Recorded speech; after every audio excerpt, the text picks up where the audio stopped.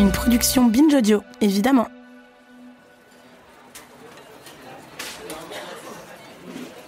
Lily naît à Wuhan, ville du centre de la Chine, au début des années 80. Elle grandit dans une famille de classe moyenne et est décrite comme une adolescente normale. Scolairement, elle est même plutôt douée.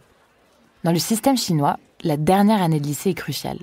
Les étudiants doivent passer l'équivalent du bac, mais aussi un concours d'entrée à l'université. Leur avenir est donc déterminé par leur classement, avec à la clé pour les meilleurs, la possibilité d'aller étudier à l'étranger.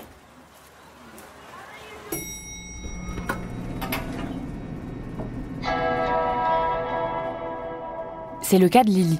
Son bon classement lui vaut d'être choisie pour participer à un échange avec une université française réputée. Celle de technologie de Compiègne, où elle est sélectionnée pour faire partie des 23 élèves de la filière chinoise.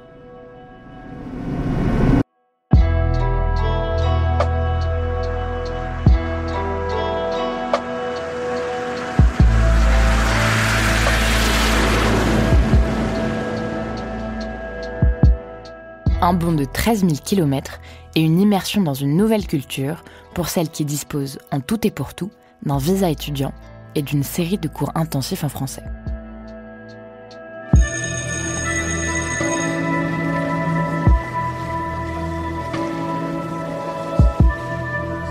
Lors de son arrivée, Lily semble relativement perdue.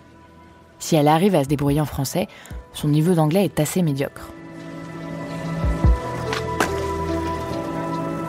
Elle est studieuse, certes, mais elle aime aussi aller danser, et il n'est pas rare de la croiser en boîte, en train de boire une bière, ou même dans les bras d'un petit copain.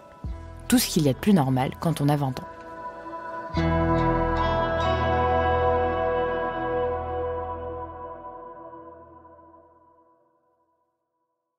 Au cours de ses 3 premières années d'études, Lily se spécialise en génie des systèmes mécaniques et doit faire un stage pour valider sa licence. Nous sommes au début de l'année 2005, et la jeune fille de 23 ans décide de l'effectuer chez Valeo. L'industrie automobile va vite, très vite. Et c'est dans ce paysage que Valeo enrichit son savoir-faire. Valeo a bien 90 ans, mais au regard de l'histoire, son aventure ne fait que commencer.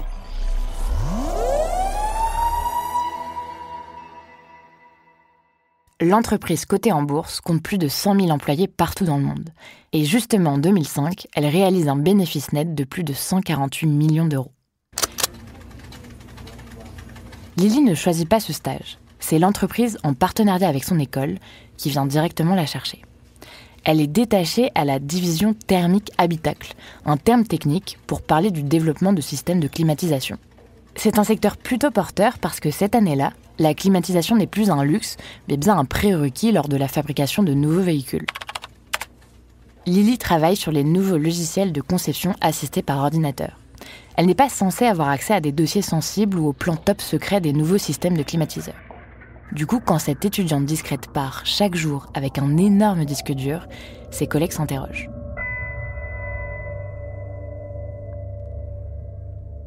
Au bout de quelques mois, les suspicions se renforcent. En analysant les données de son ordinateur de travail, ses supérieurs découvrent des horaires de connexion pour le moins inhabituels. Mais surtout, certains fichiers stockés sur sa machine ont tout simplement disparu.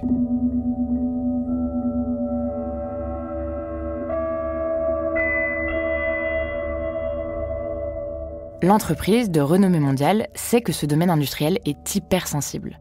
C'est sans doute pour ça qu'elle est si rapide à agir. Valeo porte plainte au commissariat le 26 avril 2005. Et ça ne traîne pas. Le lendemain à 10h15 pétante, Lily est interpellée à son poste de travail sous le regard stupéfait de ses collègues. La police la place tout de suite en garde à vue.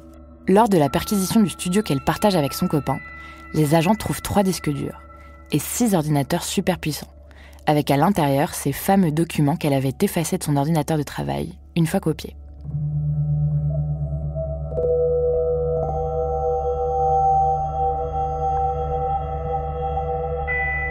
Si la teneur exacte de ces documents ne sera jamais dévoilée, secret industriel oblige, tout le monde s'interroge. À quel niveau de documentation la stagiaire avait-elle accès ? Disposait-elle de documents top secrets ? Et si oui, comment faisait-elle pour y accéder ?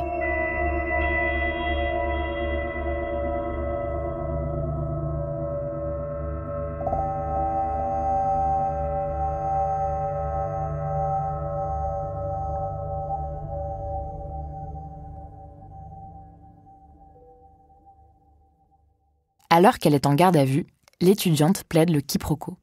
Elle a, c'est vrai, transféré des documents sur son disque dur, mais c'était avant tout pour pouvoir avancer sur son rapport de stage le soir chez elle. Les dossiers qu'elle a effacés sont, eux, le fruit d'une mauvaise manipulation. Elle n'a pas compris le sens de la clause de confidentialité signée au début de son stage et explique aux enquêteurs l'avoir lue vite fait. Mais la théorie de Lily est vite mise à mal par son petit ami, interrogé à son tour. Il dément formellement l'avoir vu travailler chez eux le soir, faisant ainsi chanceler son principal alibi. L'officier de police judiciaire, qui prend la déposition de Lily, raconte qu'il a face à lui une jeune femme particulièrement bien entraînée. Faussement naïve, elle maîtrise parfaitement sa version et semble très calme.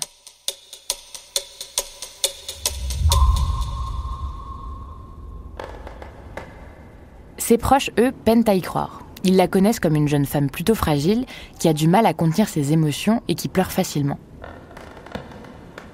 Un portrait aux antipodes de celui dépeint par les policiers. Celui d'une jeune femme froide et calculatrice.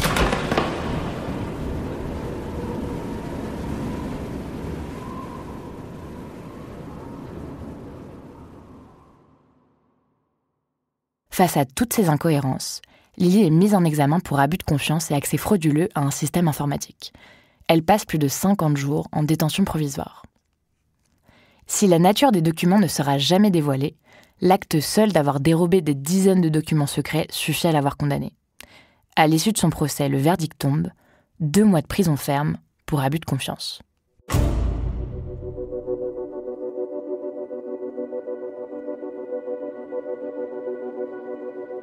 Si pour Lily, l'affaire s'arrête là, elle est en fait la première d'une longue série d'histoires de contre-espionnage avec les renseignements chinois. Car si les Russes viennent chercher des renseignements militaires en France, la Chine, elle, s'intéresse à notre savoir-faire industriel. Innovation dans le secteur automobile, sous-marins nucléaires ou avions Airbus, la 2e puissance mondiale ne veut pas se laisser distancer par l'Europe. La Chine se rêve en leader. Et pour ça, elle n'hésite pas à utiliser une botte secrète, les étudiants.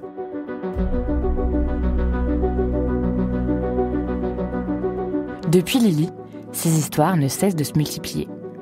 À Strasbourg, par exemple, un étudiant-chercheur embarque malencontreusement une fiole appartenant au CNRS, l'organisme français avec lequel il étudie. Un simple oubli, dira-t-il. En 2022, une doctorante distraite se laisse enfermer plusieurs fois, toute une nuit dans son laboratoire de recherche. Si la première fois elle est gentiment rappelée à l'ordre par l'université, elle remet ça dans son nouveau laboratoire de recherche à Strasbourg, et va même jusqu'à inviter l'un de ses compatriotes avec qui elle passe le week-end, alors qu'ils n'ont rien à faire là. De son côté, la Direction générale de sécurité intérieure, la DGSI, est très attentive à la multiplication de ce genre d'histoire. Car pour maximiser le nombre d'étudiants potentiels, la Chine multiplie les initiatives. Un membre de la DGSI m'explique que le pays a véritablement noyauté le milieu universitaire français et investi massivement dans les domaines de recherche scientifique.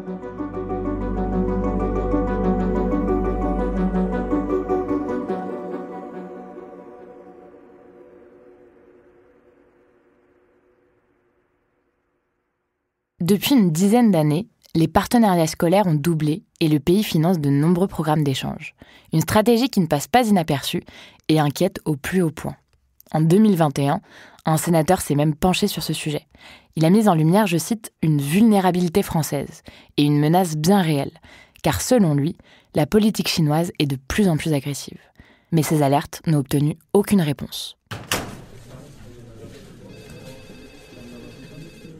La DGSI, de son côté, m'a surmultiplié les conférences pour mettre en garde enseignants et étudiants. On estime que dans le milieu de la recherche mondiale, il y a eu environ 1000 cas de vol de technologie par des étudiants chinois. L'histoire de Lily est donc bien loin d'être anecdotique. Dans un pays où on estime à 200 000 le nombre d'agents secrets, ces étudiants sont-ils de jeunes naïfs ou des espions surentraînés ? La réalité est entre les deux. Depuis 2017, une loi oblige tout citoyen chinois à rendre compte. Comprenez, la transmission d'informations à votre mère patrie relève du devoir. Chaque étudiant boursier se rend ainsi à l'ambassade de Chine pour faire le point sur l'avancée des travaux. On joue sur la corde sensible avec certains en leur expliquant qu'il est important de collaborer au développement économique du pays. Il faut bien pouvoir défendre ses intérêts. Pour d'autres, on va plutôt faire pression. Si l'étudiant refuse de remettre des informations, sa bourse sera supprimée. Ou pire, son visa étudiant annulé. Il rentrera au pays sans perspective et sera peut-être mis au banc de la société.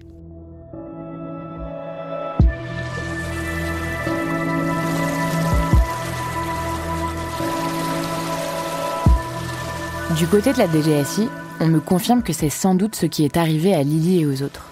On m'explique qu'en Chine, tout le monde peut être considéré comme un informateur potentiel.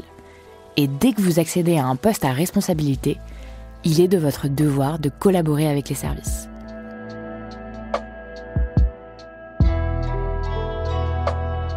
Avec environ 50 000 étudiants chinois en échange en France, cela donne pas mal de pain sur la planche au service secret français.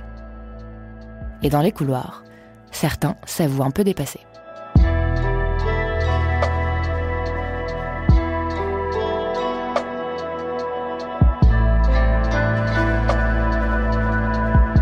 Autrice, Licia Mézenc. Narratrice, Juliette Livartowski. Réalisateur, Paul Berthiaud. Productrice, Charlotte Bex et Juliette Livartowski.